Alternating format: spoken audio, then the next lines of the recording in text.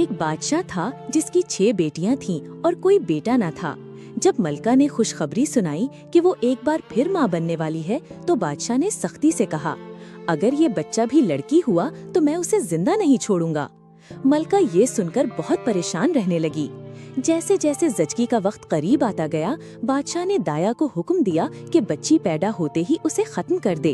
वक्त आया, एक निहायत हसीन बच्ची दुनिया में आई। दाया ने जैसे ही उसका चेहरा देखा तो वो उसे मार ना सकी। बच्ची हंस पड़ी और उसके होंठों से खुशबू भरी फूल झड़ने लगे। दाया ये मंजर देखकर हैरान रह गई। मलका को जब ये खबर मिली तो वो खुद भी दंग रह गई। उसने दाया को बहुत सा सोना चांदी देकर कहा कि बादशाह से झूठ बोल दे ताकि वो नन्ही शहजादी को छुपकर पाल सके। यूं शहजादी खुफिया तौर पर बड़ी होने लगी। जैसे जैसे वो चलने लगी, उसके हर कदम से सोने और चांदी की ईंटें बरामद होने लगी, जिन्हें मलका छुपा कर रखती। कुछ अरसा गुजरा, एक कहत आया और खजाना खाली हो गया। बादशाह फिक्रमंद बैठा था कि मुल्क कैसे संभाले। तब मलका ने अपने खुफिया जखीरे से चंद ईंटें बादशाह को लाकर दी। बादशाह हैरान हुआ और वजह पूछी। मलका ने कहा, पहले वादा करें कि मेरी जान बख्शी होगी। बादशाह ने वादा किया। तब मलका ने अपनी 7वीं बेटी को सामने लाया। वो चलती तो सोने चांदी की ईंटें बिखरती और मुस्कुराती तो फूल झड़ते। बादशाह ने पहली बार अपनी नन्ही बेटी को देखा और दिल पसीज गया। उसने मलका को माफ किया और बेटी को सीने से लगा लिया। लेकिन बड़ी बहनों के दिल में हसद की आग भड़क उठी। बादशाह ने हसद खत्म करने के लिए अपनी सबसे छोटी बेटी के लिए एक अलग शानदार महल बनवाया। एक दिन बादशाह ने सफर पर जाना था। उसने बेटियों से पूछा कि वापसी पर क्या तोहफा चाहिए। छोटी शहजादी अपनी दुआ में मसरूफ थी। उसने अपने कनीज से कहा, बादशाह से कहो सब्र। कनीज ने समझा कि कोई चीज है जिसका नाम सब्र है। बादशाह वापसी पर बाकी बेटियों के तोहफे लाया और सबसे छोटी के लिए एक डब्बा दिया। ये है सब्र। शहजादी ने कुछ न समझा और डब्बा एक कोने में रख दिया। एक दिन गर्मी में पंखा तलाश करते हुए उसने डब्बा खोला तो अंदर एक हसीन और जमील पंखा पाया। जैसे ही उसने पंखा हिलाया, एक निहायत खूबसूरत शहजादा उसके सामने आ खड़ा हुआ। शहजादी उसे देखकर बेहोश हो गई। शहजादे ने उसे होश दिलाया और कहा, ये पंखा जब हिलाओगी मैं हाजिर हो जाऊंगा और जब चाहोगी वापस चला जाऊंगा। यूं दोनों दिन रात साथ गुजारने लगे। ये बात बड़ी बहनों को मालूम हो गई। उनके दिल में हसद और बढ़ गया। वो जाहिरी दोस्ती जताने लगे और बहन से शहजादे के बारे में राज जानने की कोशिश करने लगे। उन्होंने एक दिन कहा, हमने तुम्हारे मेहमान के लिए एक नर्म बिस्तर तैयार किया है।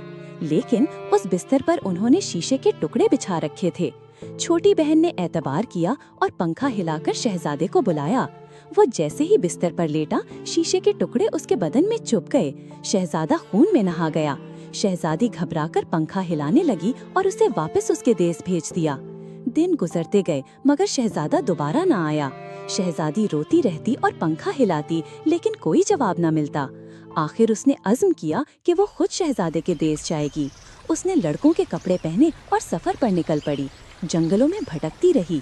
एक दिन एक दरख्त के नीचे आराम कर रही थी कि उसने एक तोते और मीना की बातें सुनी। मीना ने कहा, असल इलाज तो उस देवे हैकल जंगली कबूतर की यखनी है जो कद में इंसान जितना बड़ा है और जिसकी आंखें नीली हैं। अगर उस कबूतर की यखनी बनाई जाए और शहजादे को पिलाई जाए तो इसके सारे जख्म ठीक हो जाएंगे। ये सुनकर शहजादी ने इरादा बांधा कि वो उस कबूतर को ढूंढेगी। कई दिन जंगलों और वादियों में फिरने के बाद वो एक घने दरख्त के पास पहुंची, जहां वाकई एक देवे हैकल कबूतर बैठा था। इसका कद इंसान के बराबर और आंखें नीलगो रोशनी से चमक रही थीं। शहजादी ने बड़ी एहतियात से जाल बिछाया और दाने डाले। कबूतर जाल में आया तो उसने उसे पकड़ लिया। वो उसे लेकर वापस आई और उसकी यखनी तैयार की। यखनी की खुशबू पूरे महल में फैल गई। जब वो शहजादे के पास पहुंची तो सब दरबारी हैरान रह गए कि एक नौजवान तबीब किस शान से आया है। शहजादी ने निकाब ओढ़ रखा था ताकि पहचानी न जाए। उसने कहा, अगर आप लोग इजाजत दें तो मैं शहजादे को ये यखनी पिलाऊं। यखनी पिलाई गई तो कमाल हो गया। शहजादे के जख्म तेजी से भरने लगे। चंद दिनों में वो मुकम्मल तंदुरुस्त और पहले से भी ज्यादा हसीन और जमील हो गया। शहजादे ने शुक्रगुजारी के लिए तबीब को दरबार में बुलाया और कहा, ऐ मेहरबान हकीम, तुमने मेरी जान बचाई है। जो चाहो मांग लो, मैं इनकार नहीं करूँगा। शहजादी ने मुस्कुरा कर कहा, शहजादे, क्या आप मुझे पहचान नहीं पाए? یہ کہہ کر اس نے نقاب ہٹا دیا۔ شہزادے نے چونک کر دیکھا تو اس کی اپنی محبوبہ شہزادی سامنے کھڑی تھی۔ خوشی کے مارے وہ بے اختیار اس کے قدموں پر جھک گیا۔ دربار والے بھی حیرت سے دیکھنے لگے۔ شہزادے نے اسے اپنی زندگی کی مالک کہہ کر تخت کے برابر بٹھا دیا۔ کچھ ہی دنوں بعد دونوں کی شاندار شادی ہوئی۔ شادی کے موقع پر 7 دن اور 7 رات جشن منایا گیا۔ شہزادی نے اپنے والد بادشاہ کو بھی پیغام بھیجا۔ بادشاہ، ملکہ اور سب بہنیں بھی شادی میں شریک ہوئے۔ بڑی بہنوں نے شرمندہ ہو کر معافی مانگی۔ شہزادی نے دل بڑا رکھا اور سب کو معاف کر دیا۔ یوں شہزادہ اور شہزادی ہمیشہ خوش و خرم رہنے لگے۔ جب وہ ہنستی تو پھول جھڑتے، جب چلتی تو سونا چاندی برسنے لگتا، اور جب اپنے پنکھے کو ہلاتی تو خوشیوں کی ہوا چل پڑتی۔